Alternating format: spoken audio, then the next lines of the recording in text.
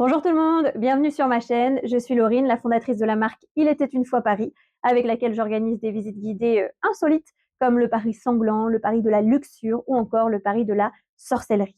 Et en parlant de sorcellerie, eh bien ce sera tout le sujet de cette vidéo, puisque j'avais envie de vous immerger dans leur univers, dans leur histoire et qu'on comprenne comment on est arrivé à ce personnage folklorique qui fascine autant qu'il fait peur. Et comme je l'espère, c'est une première vidéo et la première d'une longue série, dans d'autres à venir, on évoquera la même chose, mais concernant des pays européens, voire même beaucoup plus lointains. C'est parti. L'idée de la magie n'est absolument pas récente, d'ailleurs elle est souvent associée justement aux sorcières, mais c'est quelque chose qu'on retrouve depuis l'Antiquité. Et à l'époque, c'était plus ou moins bien vu, mais c'était quand même assez courant d'avoir recours à la magie pour se soigner, pour charmer quelqu'un, pour dominer l'ennemi. Et puis l'image des sorcières à l'époque, c'est quand même l'image de femmes puissantes. On a Circé, on a Médée, elles sont bienveillantes, malveillantes, c'est un peu de tout, mais on est encore loin du mythe de la sorcière qu'on connaît désormais. Et c'est même parfois des femmes qui sont vénérées, comme Hécate chez les Grecs, qui est quand même la déesse principale de la magie et des sortilèges, et qui domine les mers, les cieux et la terre. Au Moyen-Âge, ces croyances païennes, qui consistent à vénérer des dieux et des déesses, eh bien, vont être chassées avec l'arrivée d'une nouvelle idéologie religieuse, à savoir la chrétienté. Mais ça n'empêche pas les gens de continuer à croire en l'existence d'êtres surnaturels, comme les lutins ou encore les fées, qu'on appelle à l'époque les bonnes dames, et qui sont un peu un mélange entre les nymphes de l'Antiquité et les déesses celtiques, puisqu'avec les différentes invasions, il va y avoir un brassage culturel, et ça va créer de nouveaux personnages folkloriques. Et au XIIe siècle, donc deuxième partie du Moyen-Âge, avec la littérature, on retrouve les fées sous les traits de Mélusine, de Morgane ou encore de Viviane, qui, pour la petite anecdote, est celle qui va duper Merlin, récupérera ses pouvoirs, sa connaissance et son savoir, pour ensuite l'enfermer dans un cercle magique et qu'il n'en sorte jamais.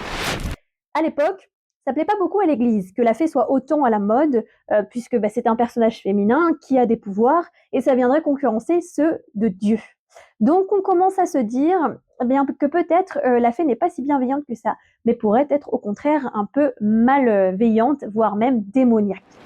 Depuis des siècles, on est persuadé que le diable peut venir sur Terre et s'unir aux femmes sous la forme d'incubes. Mais on commence aussi à imaginer que c'est possible que l'inverse se fasse, à savoir que les démons prennent la forme de femmes, qu'on appelle les succubes, pour s'unir aux hommes et voler leurs semences. Leur image se ternit progressivement avec la montée en puissance de l'antiféminisme. Or, les fées aiment les hommes. Elles ont des relations, des histoires d'amour avec eux. Encore une fois, Mélusine, Morgane. Ainsi, les femmes puissantes et fascinantes deviennent progressivement des êtres démoniaques, malveillants, donc des sorcières. Et on doit les chasser.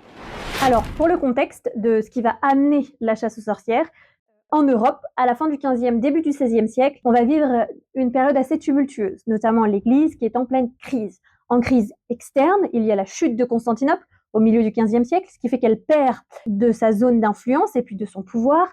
On va aussi voir apparaître une ouverture d'esprit, on sort un peu de l'obscurantisme du Moyen-Âge, on va s'intéresser à autre chose qu'au dogme de l'Église en question, on va développer l'art, on va développer les sciences. C'est quelque chose qui va complètement chambouler le pouvoir justement de l'Église chrétienne. Et puis on va faire face aussi à des choses beaucoup moins positives, à savoir des épidémies, puisque la peste revient à plusieurs reprises et va faire pas mal de morts. On va avoir aussi des intempéries qui vont conduire à de mauvaises récoltes, donc des famines, donc des morts. Et pour la crise interne, l'Église se retrouve divisée, puisqu'au tout début du XVIe siècle va apparaître un nouveau mouvement, à savoir le protestantisme. Cette division va créer un conflit entre les protestants et les catholiques qui va conduire au massacre de la Saint-Barthélemy le 24 août 1572, à savoir quand même le plus grand massacre de l'histoire de France. Et tous ces mots MAUX, ça pose question, parce que vous savez, comme aujourd'hui, quand il y a quelque chose qui ne va pas, en général, on a besoin d'un coupable, on a besoin de blâmer quelqu'un ou quelque chose.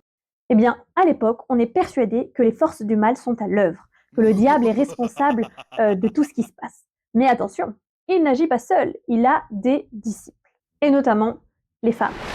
À l'époque, la croyance en la sorcellerie se développe absolument dans tous les milieux sociaux. On pourrait imaginer aujourd'hui, un peu naïvement, que c'était les gens non éduqués, les ignorants, qui croyaient en la sorcellerie. Mais pas du tout. Ça touche également les gens de haut rang, les juristes, les religieux, et c'est ça qui va poser problème. Alors, pour vous donner un exemple, Au cours du XVe siècle, va être publié par 2 moines allemands un manuel qui s'appelle en latin le Malleus Maleficarum, qui prouve l'existence des sorcières et surtout qui explique que faire dans les cas de sorcellerie et comment condamner les coupables. Alors c'est un ouvrage qui à la base a été commandé par le pape lui-même, Innocent VIII, pour finalement être rejeté par l'Église catholique chrétienne en 1490, probablement parce qu'ils ont peut-être eu un peu peur de ce qu'il y avait dedans. Mais c'est un ouvrage qui à l'époque est un best-seller. Et je vous jure que je pèse mes mots quand je dis ça. C'est l'un des livres les plus vendus à l'époque et surtout qui va être republié pas moins de 34 fois en l'espace de même pas 200 ans. Ce qu'on trouve dedans, bon, aujourd'hui ça nous ferait mal aux oreilles, hein, mais selon les auteurs, les femmes ont en elles une passion charnelle insatiable qui les pousserait à s'abandonner au diable. Je vous cite un petit extrait du Malleus Maleficarum pour le plaisir. J'ouvre les guillemets. Pour qui est intelligent, il apparaît qu'il n'y a rien d'étonnant à ce que parmi les sorciers, il y ait plus de femmes que d'hommes. Béni soit le Très-Haut qui jusqu'à présent préserve le sexe mâle d'un pareil fléau. D'accord. Alors, au XVIe siècle, les leaders des procès sont surtout des juges laïcs, contrairement aux inquisiteurs religieux qui avaient été chargés à partir du XIIIe siècle vraiment de chasser les hérétiques. On se souvient peut-être des procès des cathares dans le sud de la France. Ça a fait pas mal de dégâts, mais on était sur 50% d'hommes, 50% de femmes. À partir du XVIe siècle, ce sont vraiment des juges donc laïcs qui, au début, étaient pas forcément très sensibles aux histoires de démons et bizarrement, d'un coup, vont basculer et vont en faire réellement une obsession. Par exemple, Jean Baudin, un juge français au XVIe siècle, va publier sa propre version du Malleus Maleficarum. Voilà, il l'a interprété à sa façon. C'est un ouvrage qui va s'appeler La démonomanie des sorciers, donc littéralement la science des démons. Et puis pareil, je vous cite un petit extrait, comme ça vous aurez une idée de ce que Jean Baudin conseille à ses confrères dans les cas de sorcellerie. Et je vous cite, il conseille aux juges d'appliquer les cautères et les fers, vous savez les fers au poignet, F-E-R-S, chauds, de couper les parties putrides, de rôtir et brûler les sorciers à petit feu. Voilà. Sympa, hein? Je sais pas si ça me passerait très bien dans les procès aujourd'hui, mais bon, c'était une autre façon de faire. Alors vous allez me dire, c'est bien beau d'avoir ces manuels, mais comment reconnaît-on les sorcières? Eh bien c'est simple, à l'époque, on a un profil type. Sur le plan moral, la sorcière possède 3 vices. L'infidélité, la luxure et l'ambition. Parce qu'évidemment, une femme qui est un peu trop ambitieuse, qui a une forme d'indépendance d'esprit, qui pense en fait par elle-même et sans l'aide d'un homme, c'est louche, c'est souvent associé au démon et donc c'est une sorcière. Ce sont aussi des femmes qui ont des connaissances, souvent associées à l'âge.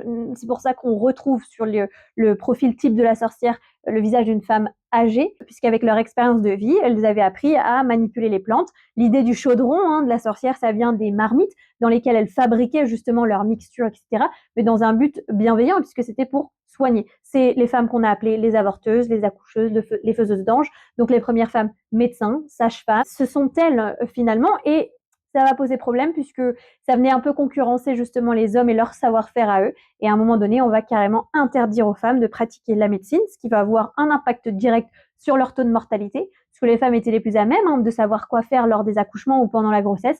Or, les hommes sont un peu plus barbares en utilisant des outils qui évidemment n'étaient pas stérilisés, et ça va être assez dévastateur. Ce sont aussi des femmes rebelles.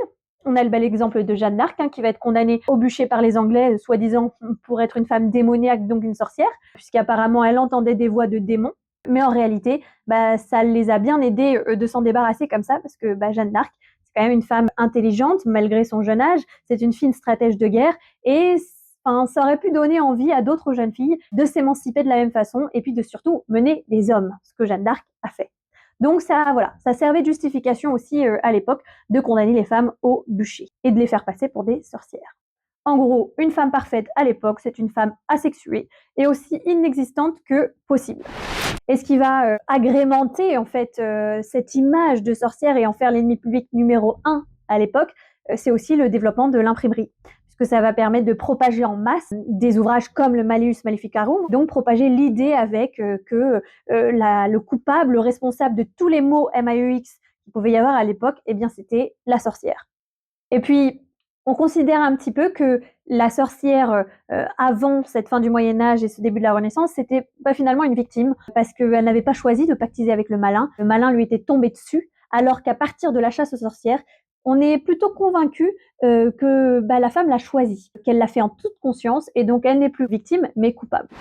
Et on s'est rendu compte que l'Inquisition indirectement, avait aussi pu jouer un rôle sur cette chasse aux sorcières, dans la mesure où, pendant l'Inquisition, on impose une rigueur morale plus importante, donc on réfrène la libido, la sexualité, et ça va créer une sorte de frustration, notamment chez les hommes, qui vont devenir plus violents et qui vont se défouler finalement sur les femmes en se justifiant bien que ces femmes-là, ça pouvait être la leur comme ça pouvait être d'autres femmes, étaient touchées par le démon ou en tout cas étaient des femmes démoniaques et donc le méritent.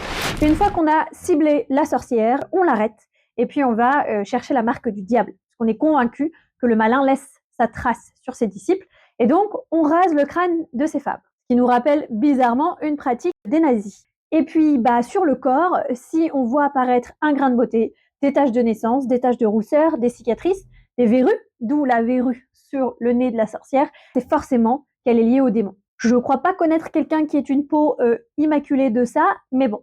Deuxième étape, on veut la faire parler. Donc on la soumet à la question, donc la torture. Puis la première chose qu'on demande en général à ces femmes, c'est à donner d'autres noms. Voilà, on est persuadé qu'elles ne travaillent pas seules, mais que le diable a une véritable armée, et donc on va les forcer à dénoncer d'autres femmes. Ce qui explique pourquoi, dans certains villages ou dans certaines zones, il y a eu autant de victimes de cette chasse aux sorcières, parce qu'elles n'avaient pas le choix. Même si les autres étaient autant innocentes qu'elles, il fallait donner absolument d'autres noms. Et sous la question, donc cette torture, on trouvait différentes pratiques. On avait par exemple l'estrapade, qui consistait à pendre la femme par les bras au-dessus de sa tête, avec un poids au niveau des pieds, ce qui étire le corps, et puis à un moment donné, on ne peut plus tenir, donc les muscles se relâchent, et ça déboîtait les épaules. On utilisait aussi une pratique qu'on appelle les poussettes, donc on bloquait les pouces, on plantait des aiguilles sous les ongles, ce qui fait extrêmement mal, j'imagine. Le brodequin, enfin il y avait plein de techniques, ils étaient très créatifs à ce niveau-là, je crois qu'on peut pas leur enlever ça. Mais ce qui était le plus probant à l'époque, c'est des tests divins. On a appelé ça les ordali, parce que parfois on se remettait au jugement de Dieu, et c'est Dieu qui décidait si la femme était coupable ou non.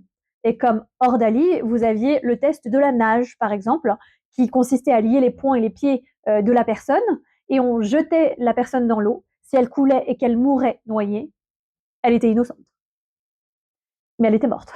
Si elle remontait à la surface, c'est qu'en général, elle avait le diable au corps, donc elle était coupable, et donc boum, c'était le bûcher. Il y a eu aussi le test du piquage, où on piquait les femmes à certains endroits, parce qu'on était persuadé que les sorcières ne saignaient pas et ne ressentaient pas la douleur. Ou encore le test du pesage, où on pesait littéralement la femme sur une balance, avec en contrepoids des objets sacrés ou classiques. Et si la femme était plus lourde ou plus légère, elle était coupable. Donc il fallait faire exactement le même poids. Bon, en général, suite à ça, elles avouaient. En même temps, on peut avouer tout et n'importe quoi sous ce genre de pression. Et puis, les aveux dits sous la question, c'était forcément des preuves irréfutables. Et donc derrière, c'était le bûcher. Alors, en fonction des pays, c'était pas forcément la même sentence. En Europe, on a beaucoup brûlé, mais il y a des pays comme les États-Unis où il y a eu les affaires de Salem, les procès de Salem, où là, on a plutôt pendu. Voilà, ça dépend. Mais clairement, la finalité reste la même. Mais si on a autant brûlé, alors les sorcières pendant la chasse aux sorcières, mais pendant l'Inquisition, on a brûlé aussi les hérétiques, avec les Templiers par exemple, sous Philippe le Bel, parce qu'on était convaincus que c'était la meilleure solution pour être sûr que ces personnes liées aux démons ne reviennent pas à la vie. Parce que si on laisse un corps, on laisse forcément la possibilité aux démons de reprendre vie. Donc au moins, en brûlant, il n'y avait pas de traces, et généralement on jetait les cendres au vent, on dispersait vraiment l'intégralité des restes de la personne. Alors concernant ces fameux bûchers, ça a touché encore une fois véritablement l'Europe entière. Ça va commencer donc au milieu du XVe siècle, mais ça va durer plus ou moins longtemps en fonction des pays. Mais disons que le climax des bûchers, c'est vraiment au XVIe siècle. Et ça commence à réduire à partir du XVIIe siècle. Mais encore une fois, ça dépend vraiment des pays. Si jamais vous vous demandez combien, c'est très difficile à dire parce que ça a été fait dans une folie telle qu'on n'a pas forcément tout le temps noté, qu'il n'y a pas non plus de procès à chaque fois, et que finalement les chiffres qu'on ait plus ou moins aujourd'hui sont pas très fiables. On imagine que c'est à minima et qu'il y en a probablement eu beaucoup plus. Mais pour vous donner une estimation, justement, entre le 15e et le 16e, on estime quasiment 60 000 femmes. Alors, il faut prendre encore une fois ces chiffres avec des pincettes. On estime jusqu'à 60 000 femmes avoir été brûlées. Et certains historiens pensent qu'il y en a eu quand même plus de 100 000 au total. Ce qui est quand même un petit génocide, on va pas se le cacher. Et par rapport à l'Europe, justement, petit quiz, est-ce que vous avez une idée, pendant cette grosse période de bûcher, du pays qui arrive en tête? C'est-à-dire du pays qui brûle le plus de femmes? Je Je vous laisse quelques instants pour réfléchir. Eh bien, clairement, c'est un pays auquel on ne s'attend pas. Je vous donne un petit indice, qui se dit plutôt neutre dans les conflits aujourd'hui. Eh bien oui, c'est la Suisse. Proportionnellement, évidemment, à la population du pays, eh bien c'est la Suisse qui arrive en tête des bûchers. Tadam! Alors il y a la Suisse, mais il y a aussi l'Allemagne. On compte quasiment 25 000 femmes là-bas à avoir été brûlées. Donc les pays plutôt de l'Est, l'Angleterre, la France, et puis les pays du Sud comme l'Espagne et l'Italie, qui arrivent plutôt en fin de liste. Il y a une explication à ça, c'est que dans les pays comme la Suisse, ou plutôt germanique, on est dans des pays majoritairement protestants, et avec le protestantisme, il y a moins d'autorité religieuse supérieure, donc moins de contrôle, donc plus de bûchers. Il y a une autre explication potentielle aussi, c'est que le marteau des sorcières a été finalement rejeté par l'Église catholique. Et quand il y a eu la division justement au sein même de l'Église et que le protestantisme est né, les protestants, sûrement en provocation, se sont dit, eh bien, comme les catholiques ne veulent pas de cet ouvrage et de ce manuel, nous, on va le prendre et on va en faire une source sûre, quoi. En tout cas, une ligne de conduite et des méthodes à adopter dans cette chasse. D'ailleurs, concernant la Suisse, c'est aussi le pays qui brûlera finalement la dernière sorcière officiellement, Anna Goldy, c'est son nom. Elle avait 48 ans quand elle a été jugée et condamnée pour sorcellerie et elle a été décapitée en place publique à Glaris, en Suisse, le 18 juin 1782. Donc on est quand même à la fin du XVIIIe siècle. Et est donc la dernière victime officielle de cette folie meurtrière. Pour en venir, nous, à ce qui s'est passé en France, évidemment, il y a eu des cas, plutôt dans l'Est aussi, parce qu'il y a des zones, des régions qui sont plus touchées que d'autres. Mais Paris a aussi été impacté, notamment sous le règne de Louis XIV. Alors je pense que c'est ça aussi qui va le conduire à y mettre un terme, puisque chez nous, ça va s'arrêter avec son règne, alors qu'encore une fois, dans des pays, ça a duré beaucoup plus longtemps. Sous Louis XIV, il va y avoir la fameuse affaire des poisons, qui pourrait être le sujet d'une vidéo à part entière, puisque c'est quand même assez complexe.